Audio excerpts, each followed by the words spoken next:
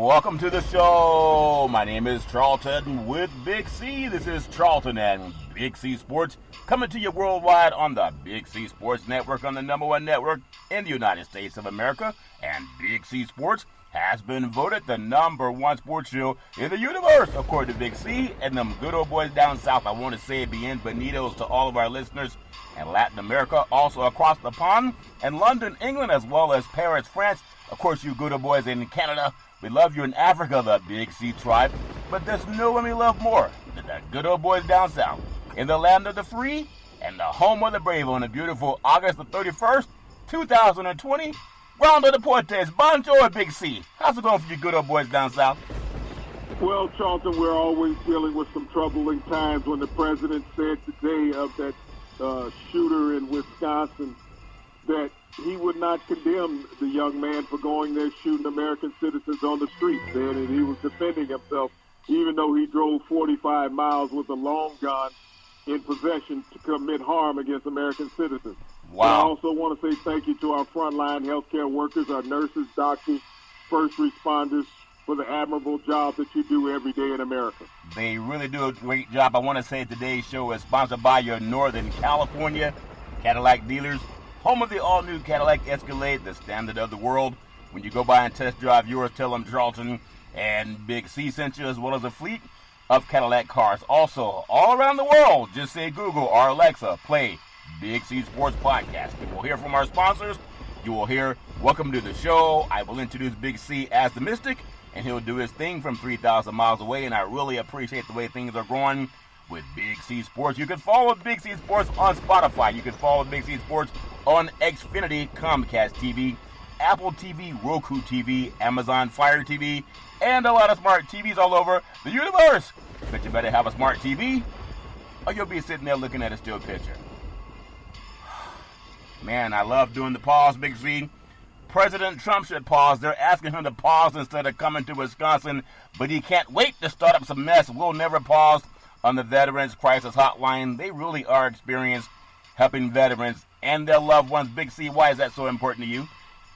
Well, Charlton, it's very important because we lose some 22 veterans a day in America to suicide, an horrific number. We have many veterans that are homeless and destitute, Charlton, during this pandemic that has even stricken our veterans population in America and caused deaths from that plight, Charlton. Even though our administration said that they're moving on from COVID-19, that they have it under wraps, and we've lost some 200,000 Americans to death, Charlton. I know that the numbers are saying 183,000, but it's well over 200,000 Americans that have fallen to COVID-19, Charlton.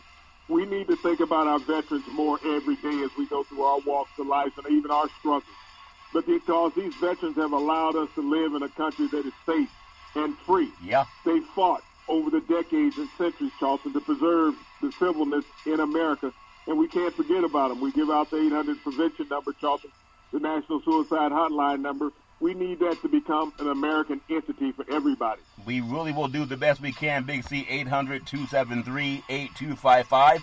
That's 800-273-8255, or you can text 838-255. That's 838-255. If you're online, simply go to veteranscrisisline.net. That's veteranscrisisline.net, and you can hopefully get some help. Very happy to be affiliated with Valley Homes Weekly TV on Dish TV, DirecTV, AT&T Uverse, TV 53, home of the San Francisco Giants, and the Say Hey Kid. When you reach out to them, just tell them Big C Essential. The goal is simple. We want to recruit 10,000 real estate agents and brokers to put their property listings on TV, just like McDonald's does it. Car dealerships do it. Sports teams do it. Watch TV and real estate work for you. 800-772-8624. That's 800-772-8624. If you're looking for opportunities in real estate, go to bigcsports.pacwm.com. That's bigcsports.pacwm.com. Man, number one, I want to say Wakanda forever.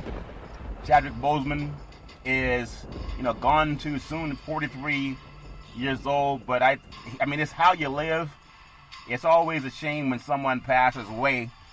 And when I think about the Black Panther movie, Big C, it just made me realize when I grew up, I really only had Batman to watch any superhero that was in black. It was only Batman. He was a white guy. Bruce Wayne, I think, was the name that we saw for TV. Batman and Robin. Superman had the blue and red suit.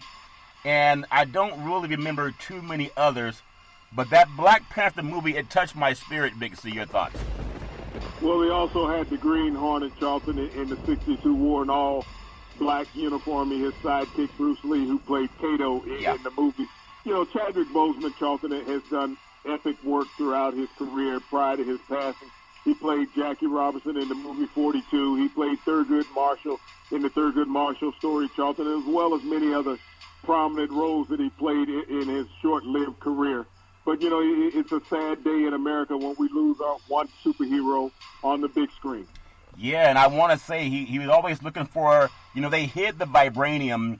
And when I really think about the vibranium, it was hidden from the rest of the world. And it's analogous to a lot of the history of Africa was also hidden from the rest of the world.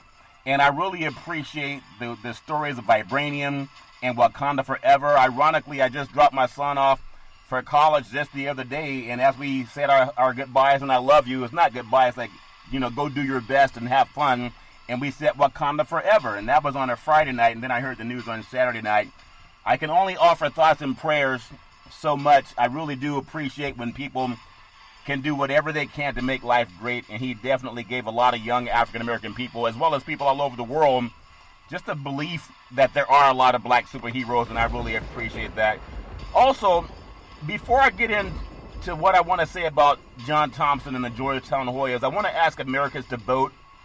I want to ask every American, just register to vote. And you can text the word VOTE to 26797. Text the word VOTE to 26797. And tell all your friends, tell them Big C, the NFL said it, Major League Baseball said it, NBA said it, everybody says it. You got to get out and vote. And I want to talk about John Thompson, Big C. I remember the first time that I really got hooked on college basketball. In my knowledge, it was when UCLA was doing their thing back in the 70s. Lou Alcindor was there, and, you know, Kareem. And they had, Bill Walton. But it was that Georgetown Hoya and the North Carolina Tar Heels game that really put, in my opinion, you know, Coach on the map. Big C, your thoughts? Well, Charlton, he had been put on the map long before that. If you go back to John Thompson's history, he's out of the Washington, D.C. area, so that's where he grew up. But he was not even recruited by Georgetown. He ended up going to Providence. Yeah. He brought Providence their first NIT title when he was a player there in the 60s, Charlton.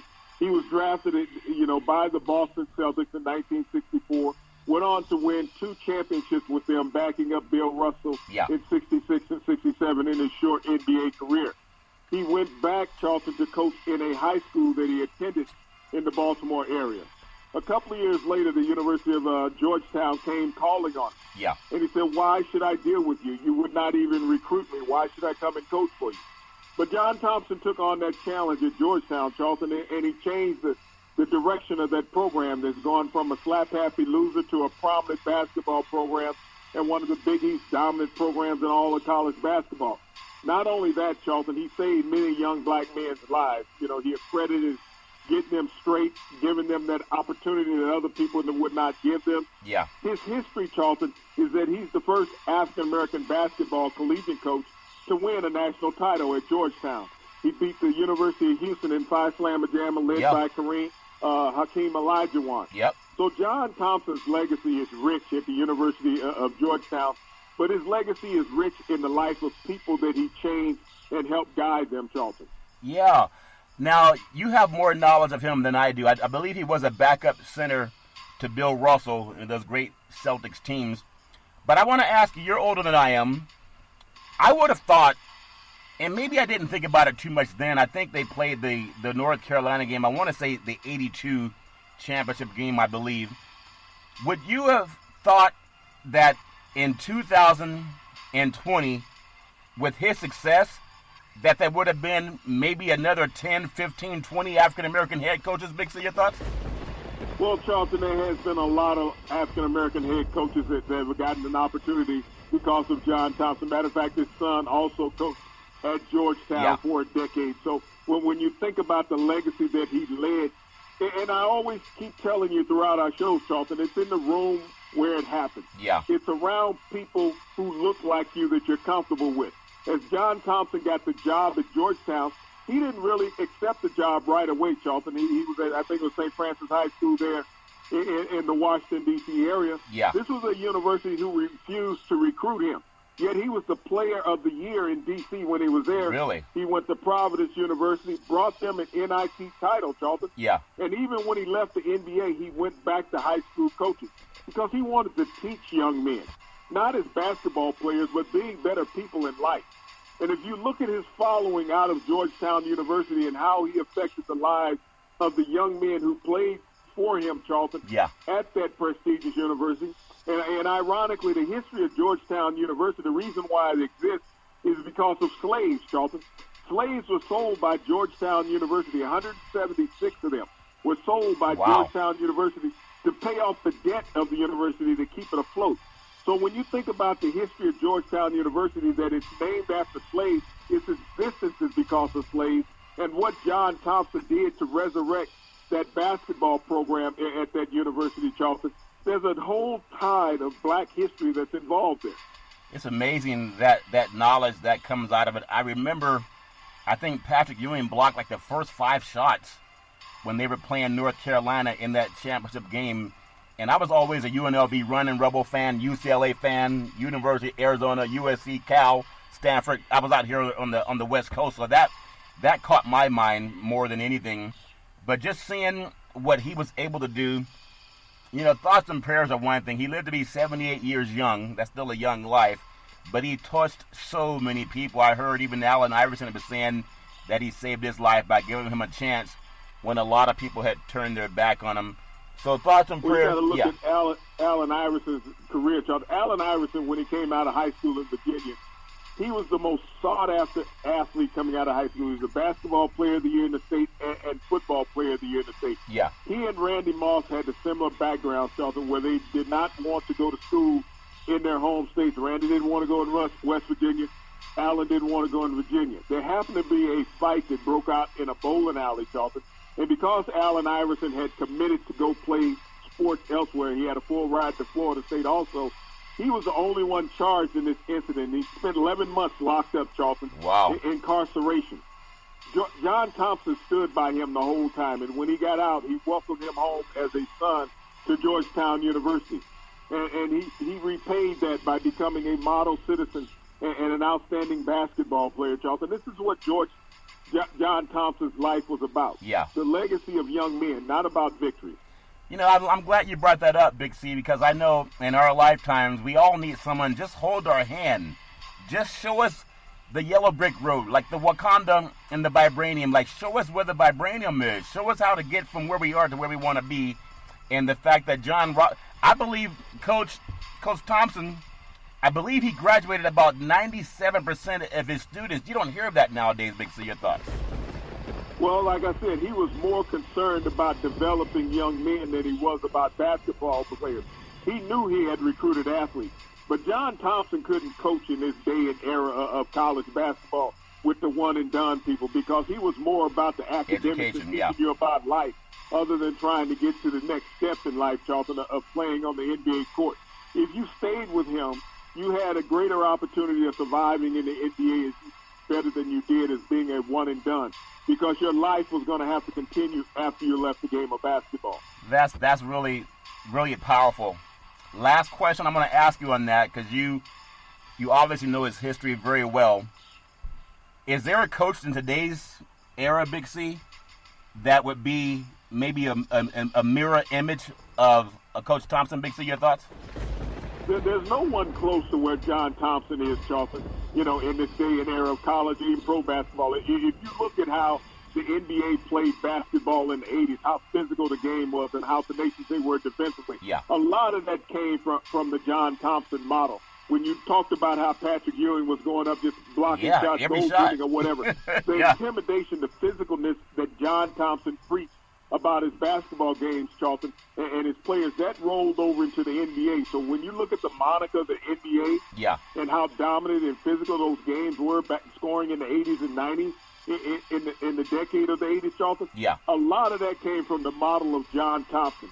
So he led the revolution of changing the style of basketball being played in college and in the NBA. Well, I'm sure that there's so many people that played for him that lament those same thoughts and feelings, and I just wish there were more men like him that cared about the education as opposed to, hey, it's COVID-19, go play ball. But I know he's a different breed of man. May he always rest in peace. God bless him and his family. Big C, I know we talked about it. We kind of teased it last Friday's show, talking about the March on Washington with Dr. King. It was August 28th, 1963, some 57 years ago, last Friday. And over the weekend, people were still talking about it and their celebrations of it. And I realized that I wasn't born for the March on Washington. I came after that. But ironically, when I think about how great of a service Dr. King gave his life to this country, and nowadays people want to give that same service when it comes to sports. I mean, I think he could do both. But I want to get your thoughts on what was it like for that March on Washington, and black men and black women were asking that the United States hold true on its promises of freedom. And out of that came the voting rights and the Civil Rights Bill. But what was the feeling for black Americans, if you recall that march, Big C? Your thoughts? Well, Charlton, 57 years later, the black Americans are still saying the same thing about America. Uphold your honesty on values that you preach, which are still not being upheld. You talked about the Voting Rights Act. The Supreme Court gutted the Voting Rights Act just a couple years ago. So when you think about all of what blacks and other, even whites, marched for, Charlton, in trying to gain equality 57 years ago in America, Yeah. Asking America to uphold to what the Constitution states still has not resonated across this country. And so as you look at that march and people not thinking that many black people would come together in unity, that's what America was not ready for. And ever since there's been marches on Washington, Charlton, to celebrate, from the Million Man March to the 57th anniversary march, Yeah. white America is still not ready to accept black America wholeheartedly as part of this country. And as long as the Constitution states that blacks are only 3/5 of a human being in this country, Charlton, it will always think along that line. They think when you say that a person is 3/5 of a person, that when they seek for equality is that they're coming to take what you have. No, they're not coming to take what you have. They're just asking for their fair share, their fair opportunity. Yeah. That's what I saw in 63, Charlton, and that's what I saw Friday. I saw a fair asking for equal opportunity in America that America really doesn't want to give. It's amazing how thousands marched on Washington and the demands for social justice and Dr. King, I Have a Dream speech. And I didn't even know that there were so many white Americans that were part of that march. I know Harry Belafonte got a lot of white Hollywood. Even guys like Charlton Heston were a part of it, that were just helped to organize to get people out from Hollywood to go to Washington and march on it. But even with that, people called Dr. King a terrorist. The FBI was all in his back pocket trying to figure out what are all these black people getting together for. It's amazing now for the most of black America, as we get together in masses, it's mostly about, can we play football? Can those boys play basketball again? Will they ever get baseball going? And that's a lot different than the days of Dr. King. I want to touch on something before I throw this to you, because I think about the March on Washington. We lost the Black Panther, Chadwick Boseman, and Coach Thompson.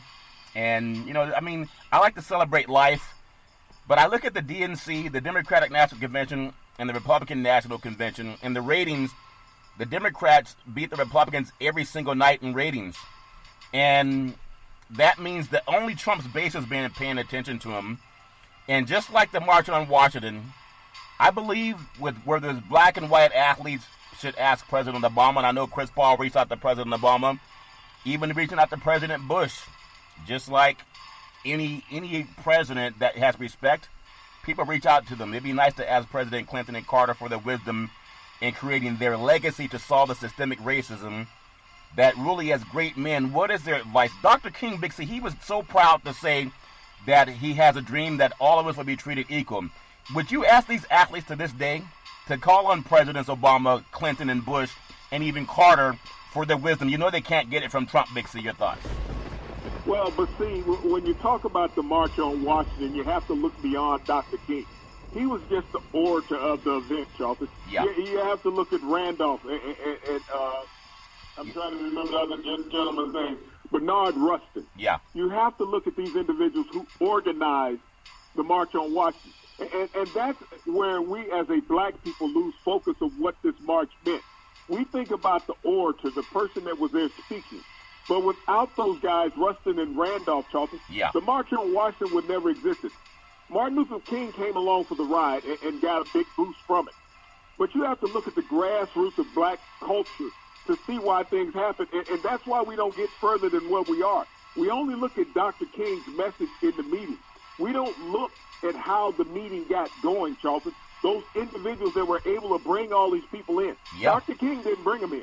Rustin and Randolph brought them in. They were the grassroots organizers of the March on Washington. And when we look at athletes today, it's not about asking these athletes to ask politicians, former presidents, for leadership, Charlton. They've gotten it from them. They've had dialogue with them. Yeah. It's about the Senate, the white Senate of the United States.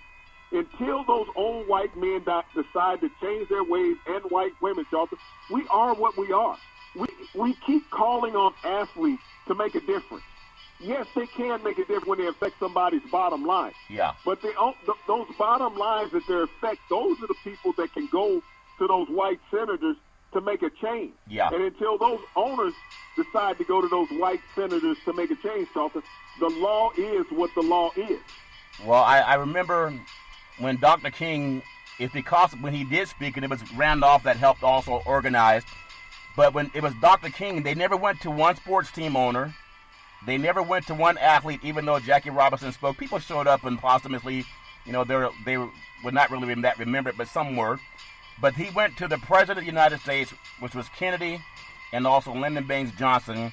It was those gentlemen that, when Kennedy was assassinated, obviously, but those gentlemen helped get legislation signed, and I hope that doesn't fall flat on the ears of today's athletes. Your sports team owner may not care, but if you realize what Dr. King did, when he did that 57 years ago, he spoke to the President of the United States, who spoke to Congress and the Senate, and they signed voters registration and the Civil Rights Act. It had nothing to do with any sports team, had nothing to do with any athlete, and I hope our athletes realize that today.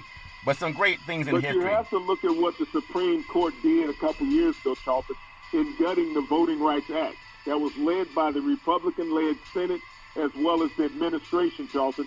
The political power, not athletes, not speakers, other than the Speaker of the House, McConnell, but when those white people decided that they did not want protection for black people to vote in America because it posed a threat to them. It posed a threat to take them out of power. So they went all the way to the Supreme Court with their money and their power, Charlton, and their political clout to have the Voting Rights Act gutted. Yes, it exists, but it's a shamble of what it originally was laid out by Lyndon Johnson. Yeah, but it exists because of lawmakers, Big C.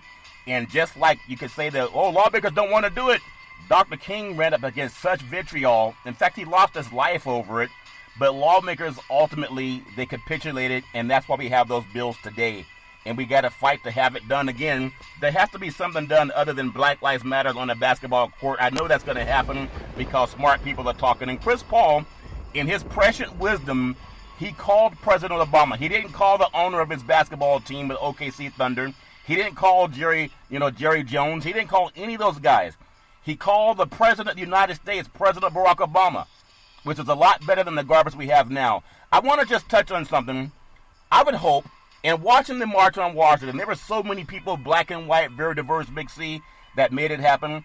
I would love if school children could tell their teachers and social media, they're so good with social media, like who taught them racism? What's the name of the parent that taught you the N-word? What's the name of the parent that taught you to be a bigot? If it's a grandparent or an aunt or an uncle, like I would really hope that the school can get that from the kids. Speaking of what that 17-year-old murderer did, if they can find out in the schools, the same way Child Protective Services is called on a parent, they can have Child Protective Services intervene with these kids who are being raised by these monsters of a parent and ask, who taught you to be that type of a bigot? And I would hope that's part of the next administration when Joe Biden's elected president. That's going to happen on November 3rd. I want to go to the NFL, Big C, because I believe, like I've been saying for a long time, and I know you have too, I say athletes are a big part of it because they bring attention to it. Just like Dr. King was a spokesperson, but there were a lot of other people behind the civil rights movement. Seattle Seahawks head coach Pete Carroll, he urged white Americans to learn Americans' real history, that black Americans cannot scream anymore, they can't march anymore, they can't bear the souls of anyone else. It's going to be up to white Americans.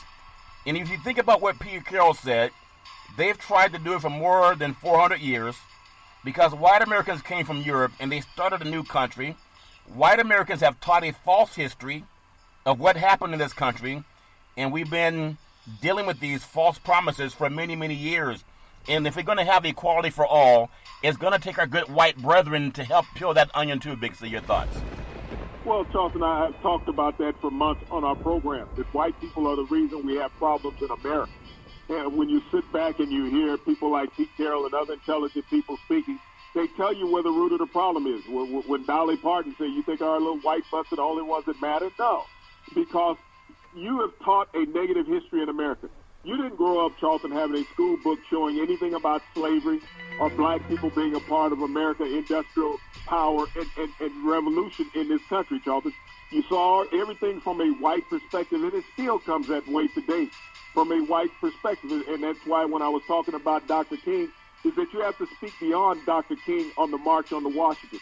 Because what that does is say that there's only one person, that blacks were not organized when you say just Dr. King and not bring in the grassroots organizers of this march. That would never happen, Charlton. So as we look at the history of black people in America and how we've been ostracized from the history books and the building of America, white people have lied to even themselves about how America became what it was. I even asked the clergy, Pope Francis, if you're going to have any more teachings of Christ, and you got pictures of a white Jesus, you got to go to Revelations chapter 1, verses 14 and 15, the book of Daniel chapter 7, verse 9, and 10, verse 6. It shows Christ with dark skin, like skin the color of brass. And they need to do that in the church because it's also part of the clergy, Big C, in my opinion. I want to, before we come up on the Big C pause, I think it's like a gumbo. Sometimes people want to fight over who gets the credit, whether it was Dr. King or Abernathy or whoever it was that helped organize the March on Washington. This is what I love, because I say sports is a big part of it because it gets the attention.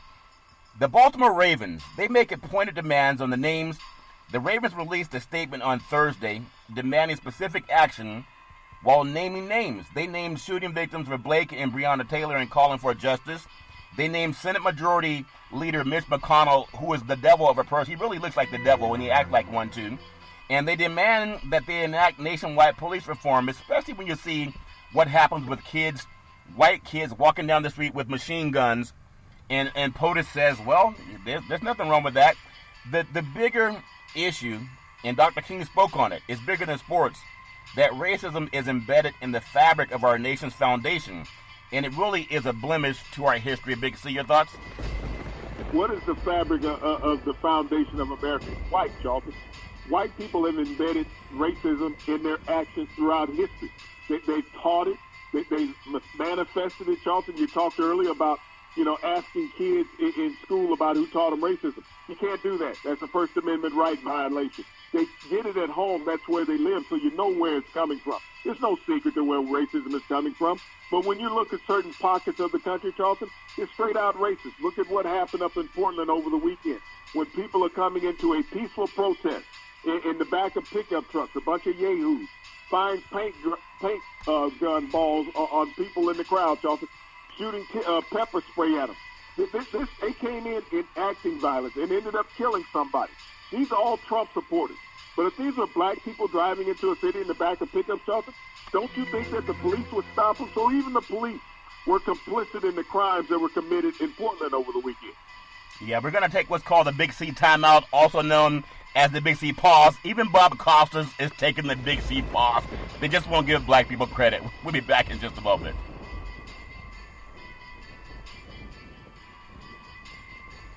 All right, we are back from the Big C pause, also known as the Big C timeout. You can follow Big C Sports 24 hours a day, 7 days a week on the #1 podcast network in the universe, iHeartRadio Podcast. You can follow Big C Sports on Apple Podcasts.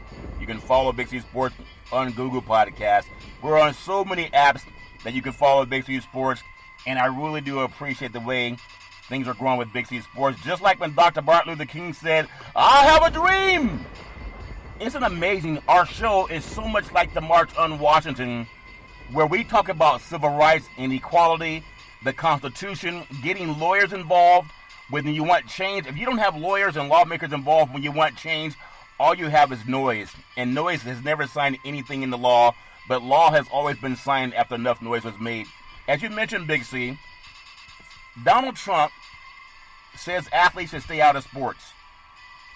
But if you're a white suburban woman or a man, and you're okay with white kids walking up and down the street shooting your children, and the president says, well, I don't want to condemn it because he felt afraid.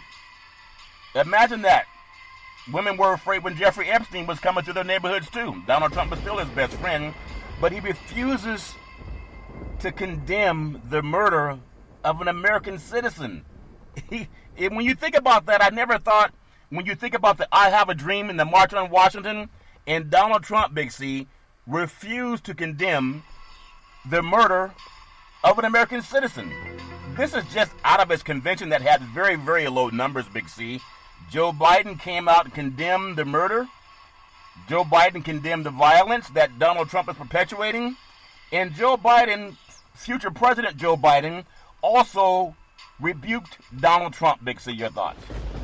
Well, Charlton, when it's a white guy that is sit front row in your rallies that you've had, spewing violence against American citizens, and you drive 45 miles with a long gun to shoot other Americans, you're not going to condemn that because he did it based on the rhetoric that you're spewing.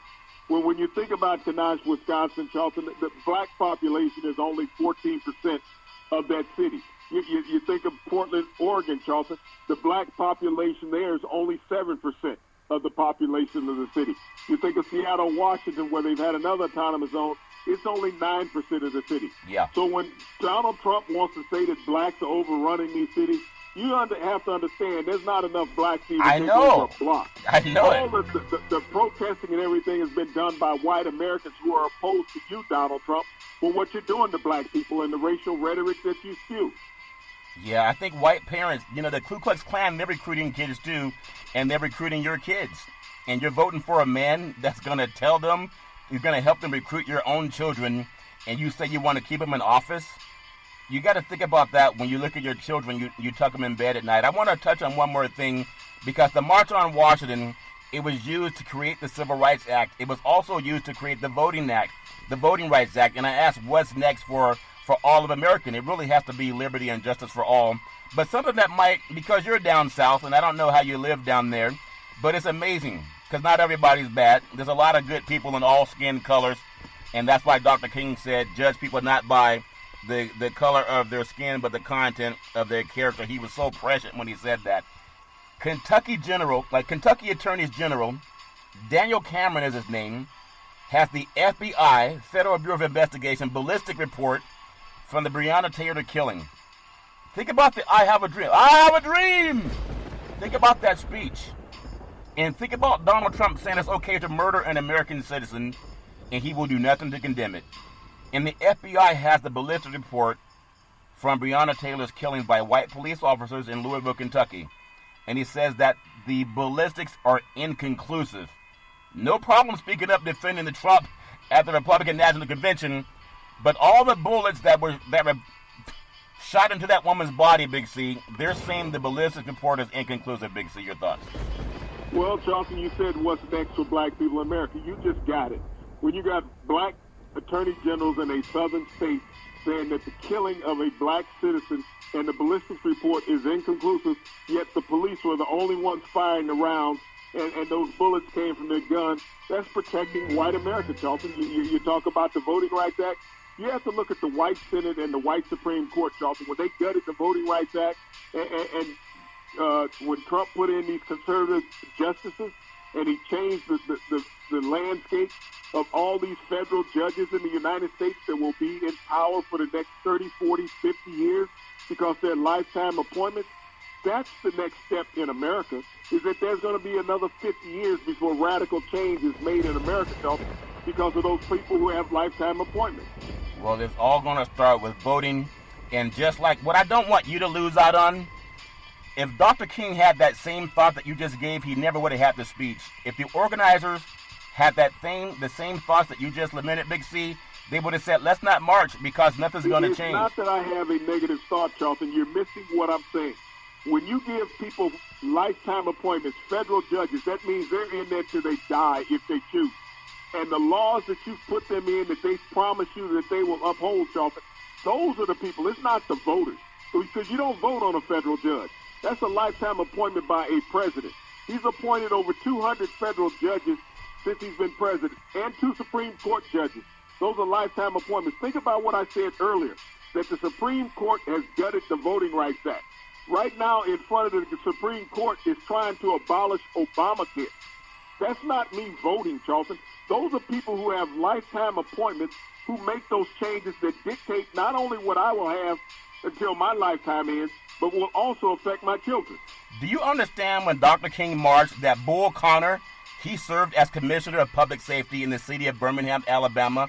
Do you understand? Was Bull Connor a Supreme Court justice? Was he a federal judge? You're talking about a state official. I'm talking about somebody who is federal, who cannot be touched, Charlton. And when they change the laws, the laws that the Supreme Court put into place has nothing to do with Bull Connor, Strom Thurmond, or anybody. It's called the Supreme Court.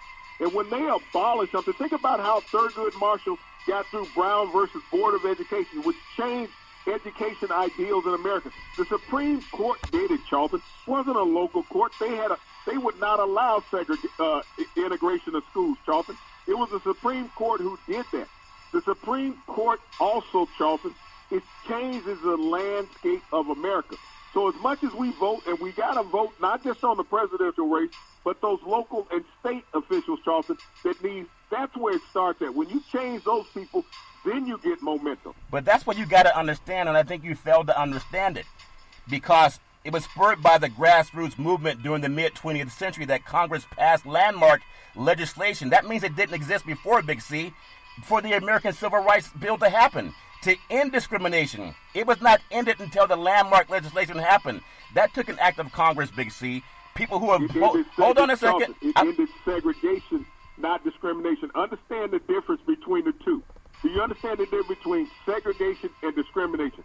Because the last I checked, discrimination is still going on. But do you understand that those things that you say will never change, there were people who thought the same way, and they changed, Big C, because it took prescient people who opened their minds, and they didn't go through life with this, oh, it's never going to happen mentality. Dr. King said, I don't even want those people on the pulpit. Just leave them at home. And he asked even John Lewis, they did not have that macabre, it's never going to happen mentality, and they spoke to the hearts of men. That's why they called it a landmark legislation. That means it never existed. And if you have that mentality, I don't even know why you ask people to change. You don't believe it in any way. But Dr. King didn't think that way. Why is 18% of the school districts in America segregated? Why is that? Since we had all this landmark legislation, why is there 18% of the school districts in America segregated? I'm not being negative about that. I'm asking you to tell me why. I'm telling you because you don't listen. Because no. I'm asking you a specific question. And I'm asking you a question. Why do we have 18% of the school districts in America that are segregated? I am asking you a question, but every time I go to talk, you start talking again. But as I'm telling you again, you might even learn some things from history. Because Dr. King faced the gunshots, he faced threats of a weapon being bombed and murdered, and he still stood up on the pulpit and at the March on Washington. He and thousands of black Americans, they came there facing everything that you're still afraid of to this day, and they changed it. They didn't change it with fear. They changed it with the law, and that's going to happen again. There's nothing that you can say about today's reality that's more difficult than the March on Washington. They didn't have civil rights during the March on Washington. We have it now. And just like things can be fought for and argued against, that may be the way for the end of time, Big C. But they didn't have that, oh my God, it's never going to change because people are racist. They used the goodwill of all people. You should watch that speech again and really see what Dr. King was up against. He never said it's never going to happen. And he had a lot of reasons to say that. But that's just my opinion. And what you have to understand, like you said, these things happened before you were born. You have to see the number of black men and women who lost their lives and allowing Dr. King to stand on their shoulders and on top of the ground that they bled on, Charlton, to get to that point. I understand and I appreciate all of what Dr. King did and said in America. Don't ever think that I didn't do that. But I also understand all the black men and women who lost their lives, who stood along with Dr. King, who were not as prominent as Dr. King and did not have the security that Dr. King had. The black men who were shot in their yards with their children and wives watching, Medgar Evans, as well as many others. The murder of Emmett Till and his mother was the start of the civil rights movement in America. She is a forgotten entity when we look at black people in America. Emmett Till's mother started the civil rights movement in America after her 14-year-old son was brutally murdered by white people, Charlton, for an alleged act that he did not commit. So I understand black history and a whole lot of it. I live black history every day being down here in the South. I understand the liberalness of California and what you get out of newsreels. But you have to walk in a man's shoes to understand what he talks about. And like I said, I invite you anytime to come down here and spend a month in the South to understand the reality of black life in America. Big C, do you really think that Dr. King and all the black Americans that marched on Washington, do you think they had more opportunities and rights than you have today? But see, this is what I keep saying. That's a yes or no question. You, as well as a lot of white America, limit yourself to the March on Washington as far as the plight of black people in America, thinking that one day that's greatly appreciated by everybody, what Dr. King said, is the movement and the grassroots of the civil rights, Charlton. That was just one of the crescendos of the movement of the civil rights. And when you go beyond understanding what just Dr. King said on that one fateful day 57 years ago, Charlton, then you have a better grasp of what black society has dealt with in America. But if we keep laminating on that one thing, just like you said, all you want to do is hear the scores or who won the game, who got a touchdown. If we keep talking about just Dr. King's march, his speech during the March on Washington, then we lose focus of what the purpose has been of what black people have tried to accomplish in America. It did not start with the March on Washington. It did not end with the March on Washington. There's a whole gamut of things. You talk about gumbo all the time. You have to look at all the things that went into that pot that allowed the March on Washington to happen. If we focus just on Dr. King's speech, then you lose grasp and sight of what all came before that.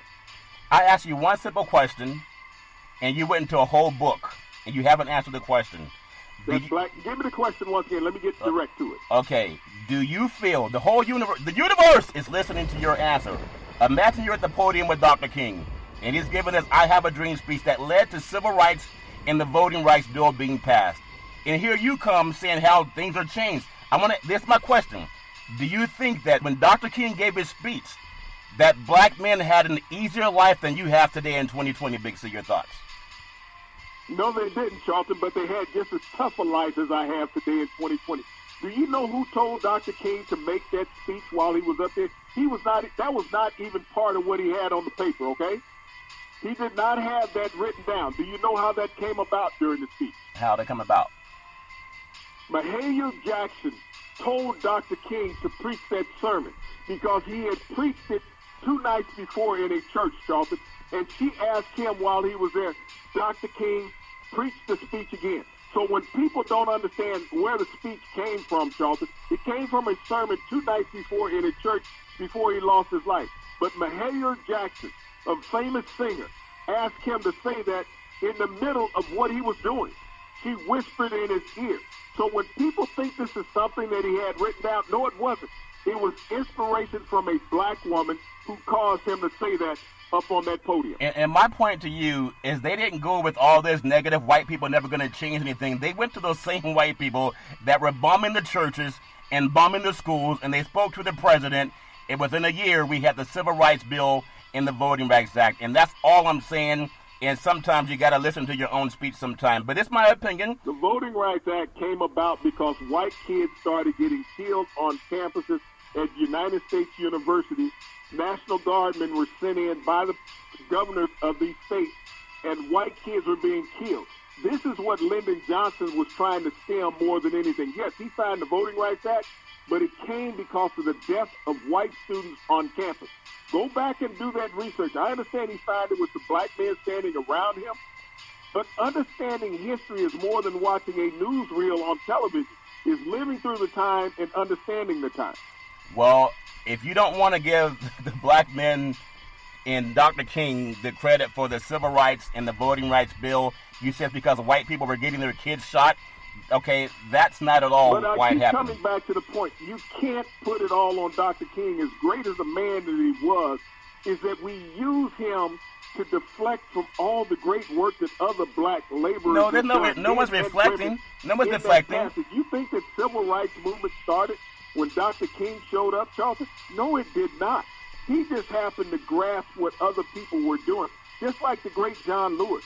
He grasped what other people were doing at a young man.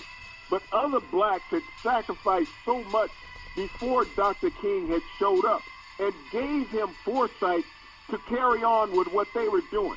I appreciate all of what Dr. King was doing, but we limit ourselves when we think our movement is only Dr. King.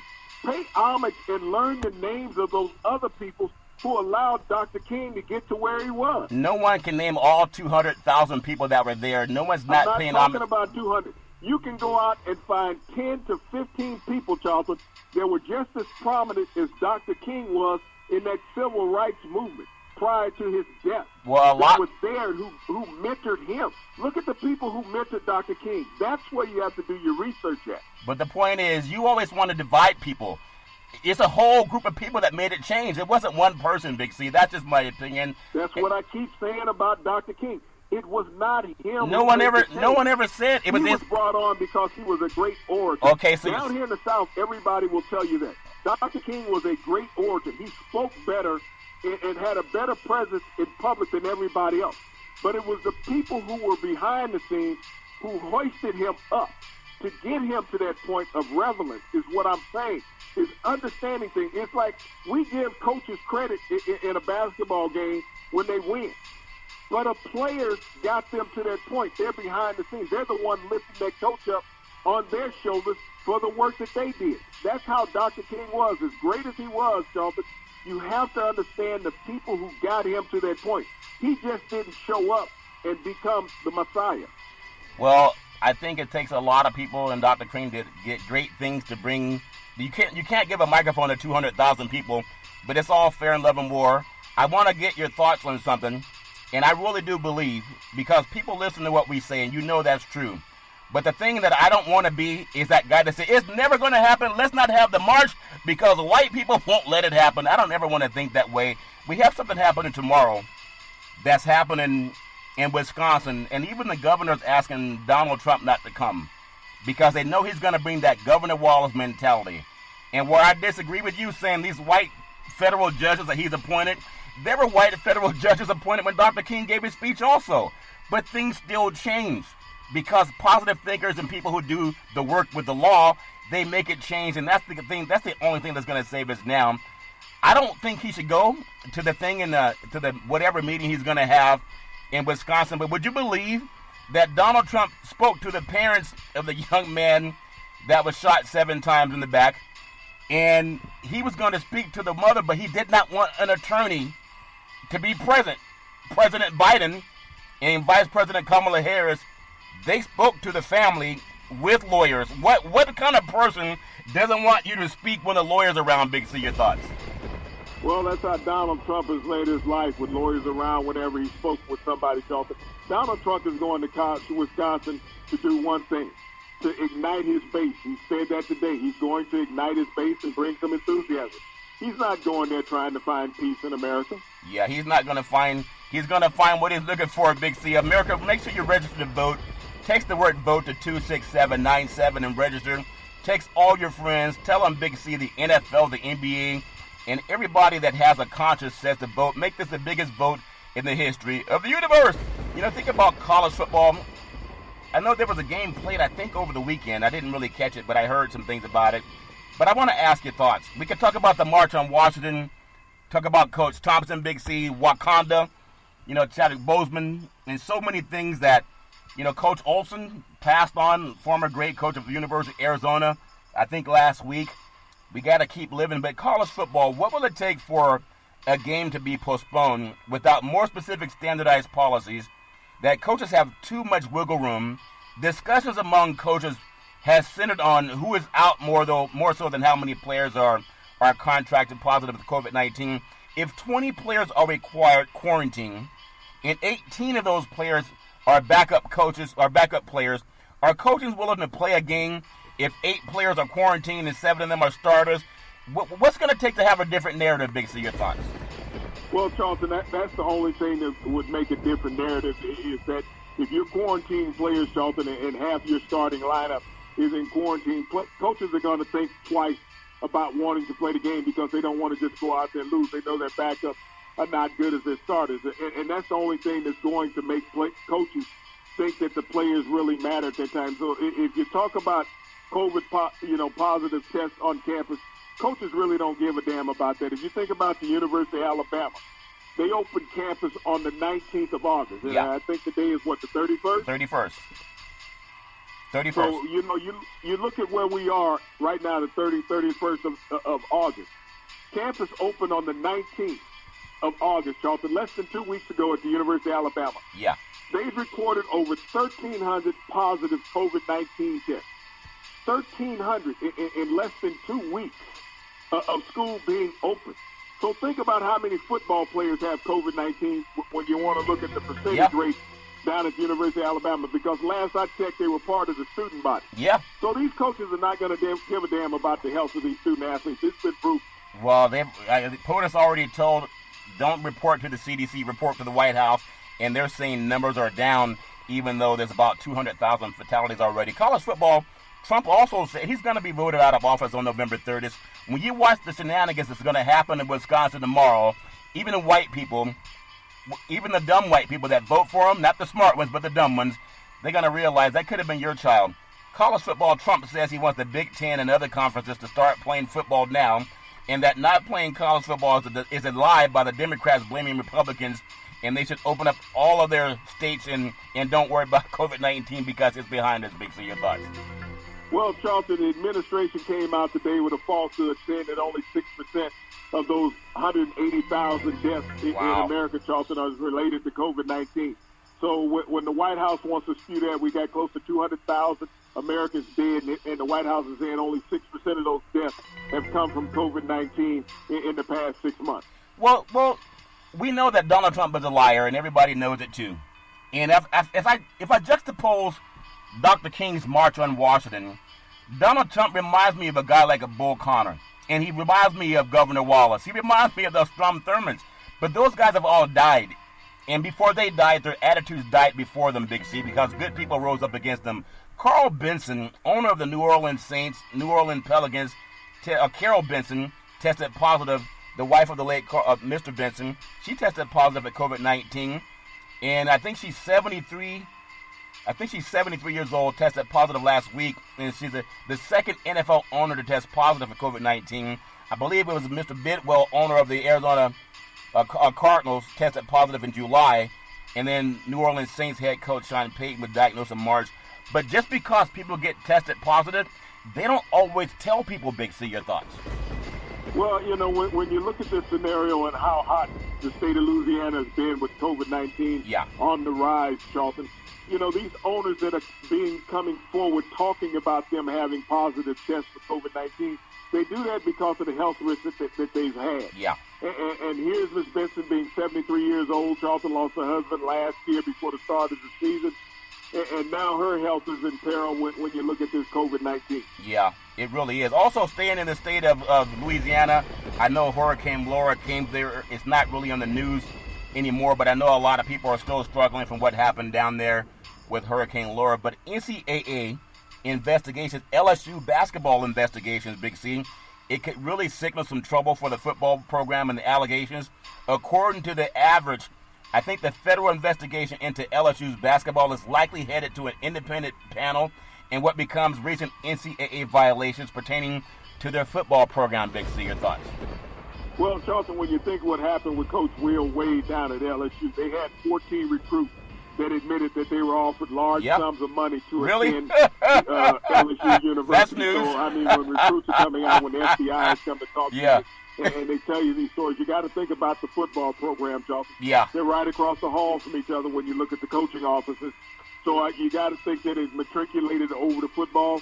And if they do get into an investigation, would that call for them giving up their national championship trophy? No, they're not going to be treated like USC, Big C. Nearly all of LSU's offers, they're in quarantine because of the guys that tested positive for COVID-19 or had high-risk exposure to the virus. Infected individuals should be isolated for at least 10 days from the onset of symptoms.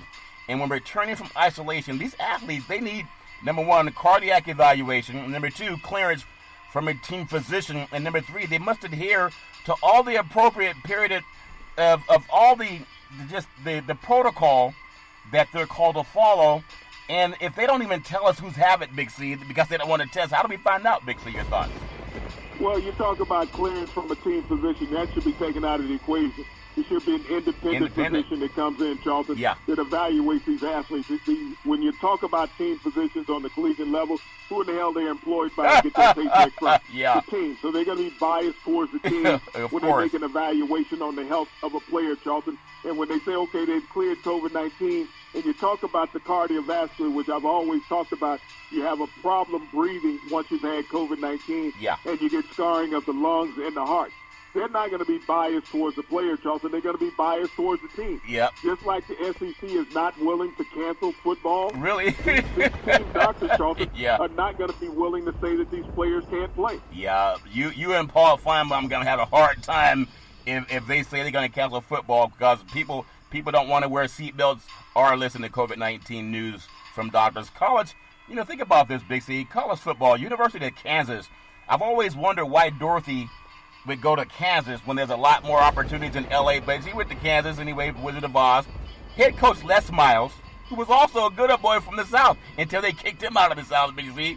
How dumb can you be, really? Miles said on Thursday if players would opt out because of the pandemic, then they would opt into the pandemic. Last I saw, the pandemic was worldwide. That makes any sense. Well, Charlton, they're talking about the players are going to be more safe on campus than what they are, going home. If you look at the outbreak at the University of Kansas, it's been a rapid rise, just like at the University of Alabama, Charlton.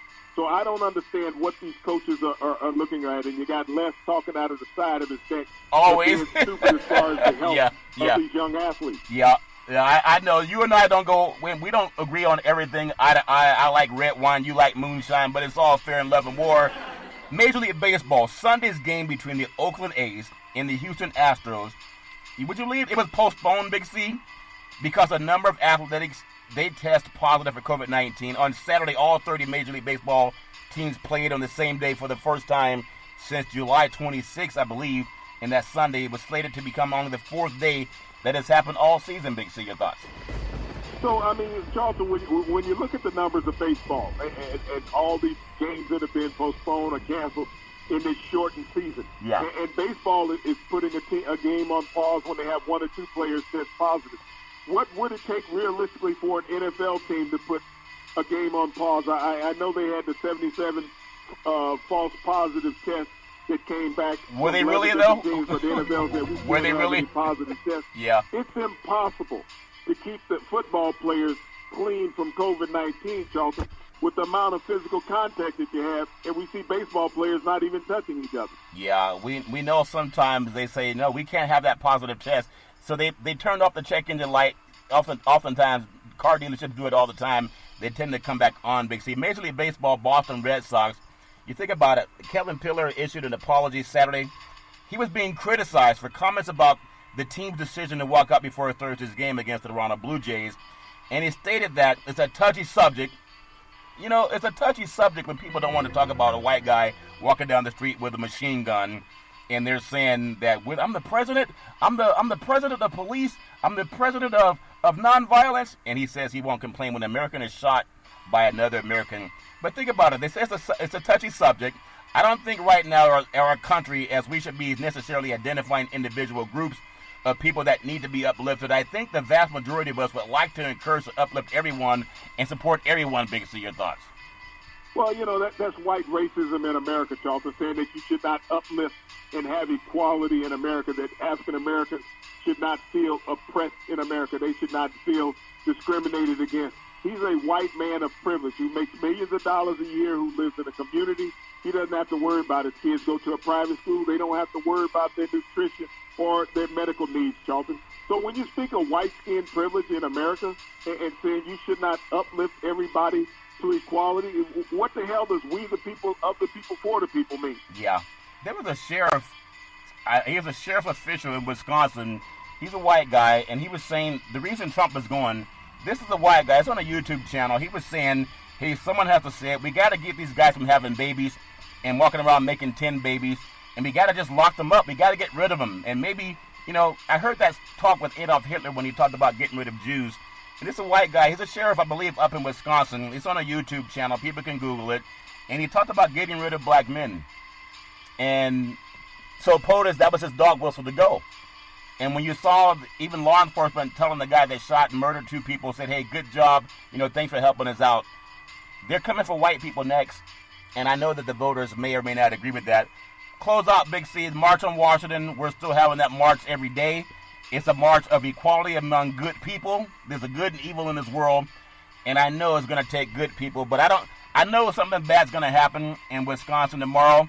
And I would love for him not to go. But I know he's going. Big C, your thoughts? Well, Charlton, he's going, and he's looking to motivate his base up in Wisconsin. He won that state 4 years ago, Charlton, and he's looking to do it again.